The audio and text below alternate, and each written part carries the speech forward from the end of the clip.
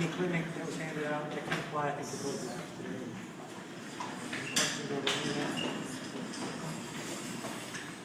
Let's look at this question of the day today. So the veins within the superficial fascia of the trunk, which you all kind of went through pretty quickly, and you can't really see them very well in cadaver anyway. These are running in that tila subcutaneous, that superficial tissue. They're an important alternate route of venous return. Okay, which vessels form this route? They're in that tila subcutaneous, so the superficial vessels. So which veins form this route, this alternate route of venous return? Think about it. I mean, you've got vessels that are going to be draining from the umbilical area, right? That are going to be heading down towards the lower extremity. Which one? Superficial. Okay, the superficial epigastric vein is an important tributary around that umbilical area. What about veins that might be heading up towards the axillary area?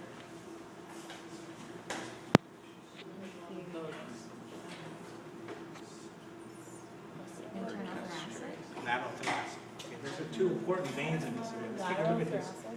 Take a look at this one drawing here. So this kind of shows that, I mean, there's this whole network of veins in the superficial tissue. Of course, there's smaller arteries there as well.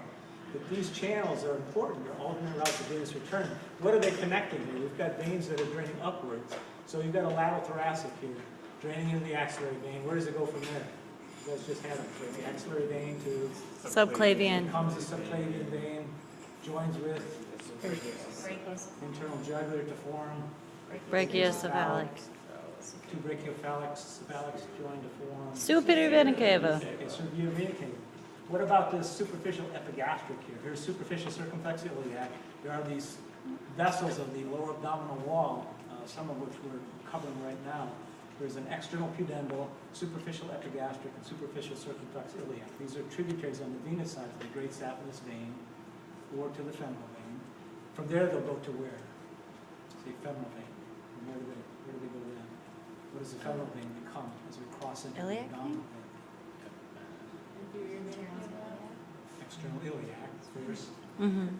External and internal iliacs join to form common iliac, which forms The inferior vena cava. inferior vena, right? So we've got some veins that are heading up to the superior vena cava ultimately that are draining from the abdominal area, this superficial area of the abdomen, and some that are draining into the inferior vena cava. So what you have with this whole plexus, this venous plexus around the umbilical area in the tila subcutaneous, represents connections that ultimately drain to both superior and inferior vena cava. So this is an important connection between our two caval systems. So this is a caval-caval shunt. Makes sense? You should be able, at the end of this section, tell me at least 3 or 4 other connections that we have between superior and inferior vena cava, caval-caval shunts. So this is one example. You should almost be able to tell me another one right away today, based upon your dissections with that rectus abdominis. Azygos. That's another one. Okay, that represents another connection. Between what? What connects to the azygous system? I know it connects and drains up into the superior vena cava, but doesn't it come off the? It can come off the renal. We have an ascending lumbar vein that Yeah. joins with that subcostal vein to form the azygous system, right? And that connects by way of these segmental branches, these lumbar veins. Okay, so we have connections there. But what about deep to the rectus abdominis muscle today?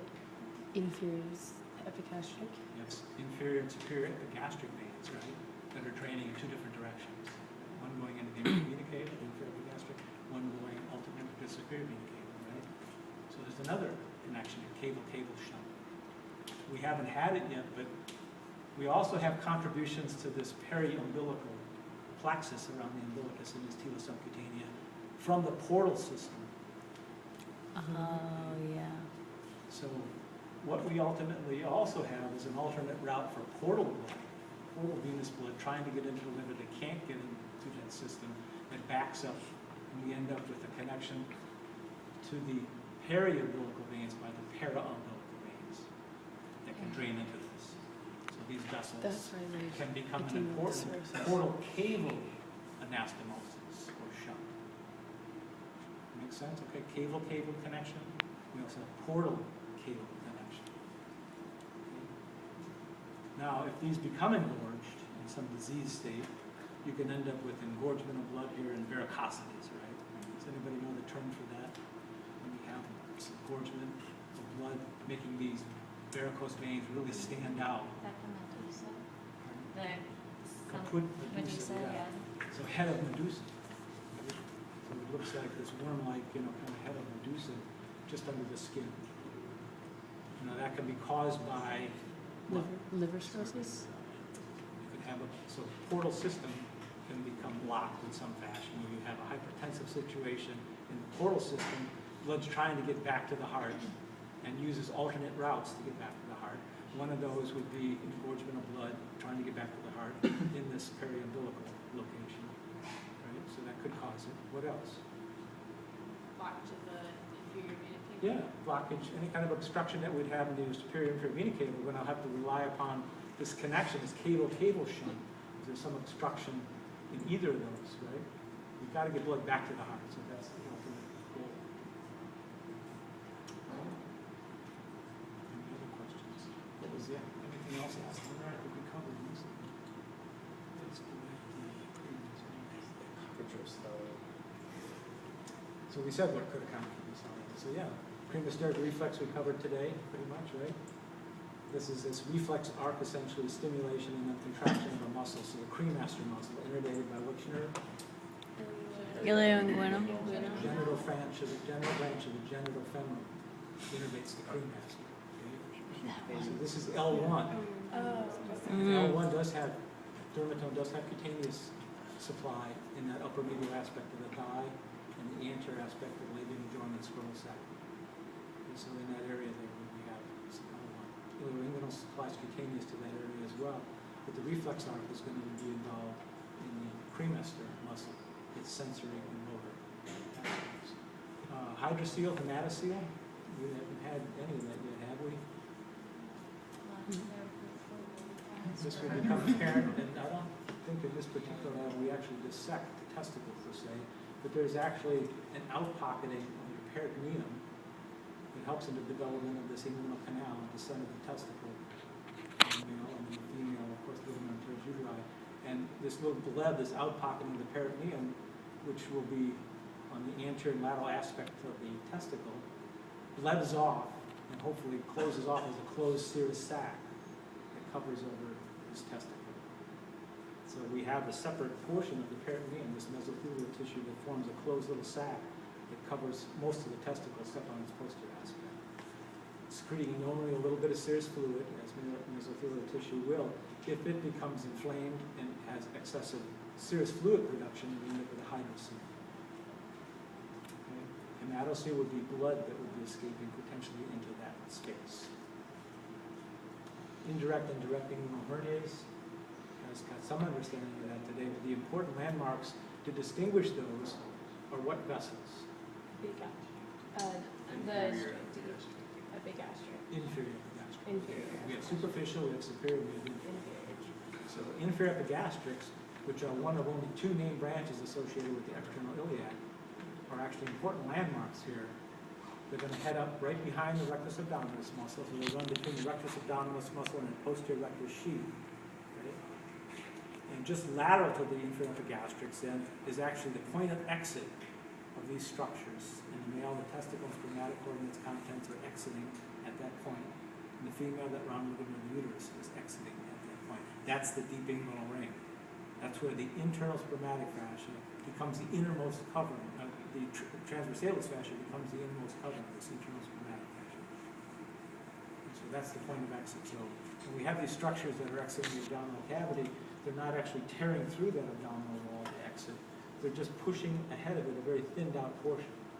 So you end up with that forming a very thin covering over top of whatever layer it's exiting. So for the round ligament of the uterus, which is not really dissectable as far as layers go, but for the male, the testicle and spermatic cord, you have three separate tunics, three separate coverings representing three layers, and it's had to push ahead of it to exit out of the abdominal cavity. So the innermost one is a contribution from the transversalis fascia. And that very innermost point of exit there, where the transversalis fascia forms the first covering, is the deep inguinal ring. So how many layers, how many tunics would we have in the inguinal canal? 3, 4. In the inguinal canal? There should be 2, right? We haven't gone out the last layer yet. The superficial inguinal ring represents the last point of exit. oh, That's when we get the last covering. Mm. So in the inguinal canal, that runs from the deep to the superficial inguinal ring, we have 2 coverings. Right? So we get that last covering, the external spermatic fascia, as a contribution from the external abdominal oblique. Okay. so the 2 coverings inside are the tunica from the transversalis one, right? And usually then mostly from the internal abdominal oblique contributes to a Okay. premisteric muscle and fascia. Okay. So that's that middle layer. All right. And so an indirect inguinal hernia takes an indirect pass through. It's associated with the deep inguinal ring area coming out lateral. So those herniated contents come out lateral to the inferior epigastrix, follow the same path of descent through the inguinal canal and then out to superficial inguinal ring. The direct one takes a direct shot.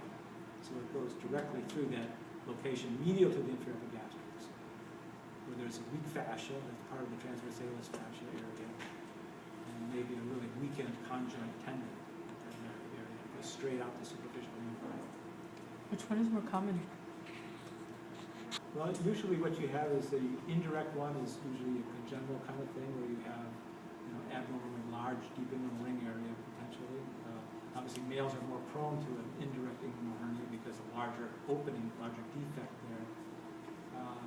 I would guess that probably the indirect one is, I'm not sure clinically, but maybe that would be indirect. Yeah, like 20% of people don't have that closure for the brain, like it's a embryonic.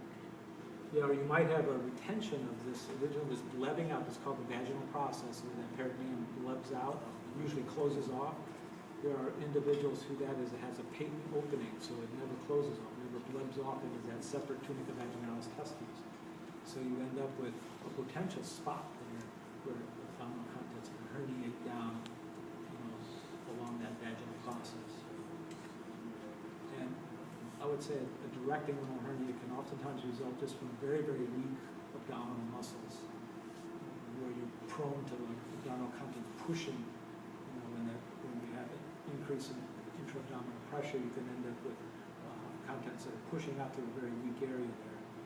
And if that conjoint tendon is especially weak, and some of the lower muscles there that make up that abdominal wall.